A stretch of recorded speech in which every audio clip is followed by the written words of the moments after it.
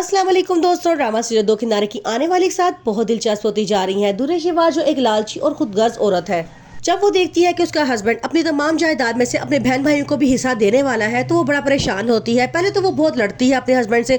जब वो देखती है कि उसका हस्बैंड उसकी बात नहीं सुन रहा है तो वो बहाने से अपने हस्बैंड से कहती है कि अब तो मुझे तलाक दे दो, क्योंकि वो अपने पुराने बॉयफ्रेंड के पास जाना चाहती है, जो कि उसके हस्बैंड वलीद से भी ज्यादा अमीर हो चुका होता है। उसका हस्बैंड और सारे घर वालों से बहुत समझाने की कोशिश करते हैं कि इस छोटी सी बच्ची का क्या कसूर है।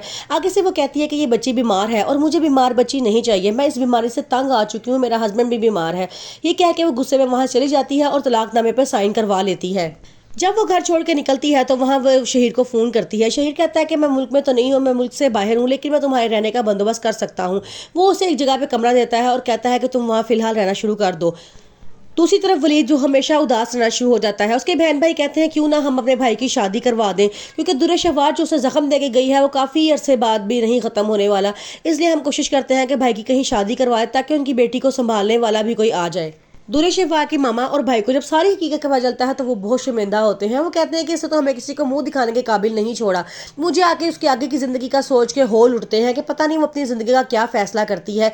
ये हमेशा से शुरू से मनमानी करने वाली औरत है, ये अपनी मर्जी क्या किसी की नहीं देखती। दुर्रे शिवार अपने लिए बहुत बुरा कर रही है। वो नहीं जानती कि अब वो किस गड्ढे में गिरने वाली है, क्योंकि शहीर जो उसे अब धोखा देने वाला है वो उसे इस बात का बदला लेना चाहता है कि गुर्बत की हालत में ये उसे छोड़कर चली गई थी और बहुत ज़्यादा उसे बुरा भला कहा था, धुतकार के गई थी। अब वो जान के शादी करके उसे भी अकेला करना चाहता है जिस तरह वो उसे अकेला छोड़ के गई थी। और दूसरी तरफ उसका हस्बैंड जो अपनी तमाम जायदाद में से अपनी बहन भाइयों को भी हिस्सा देना चाहता है। ये बात देख के वो परेशान हो जाती है कि अब वो गरीब होने वाला है, क्योंकि वो आधी जायदाद तो अपने बहन भाइयों को दे देगा। इसलिए वो चाहती है कि अब वो शहीर के पास चली जाए।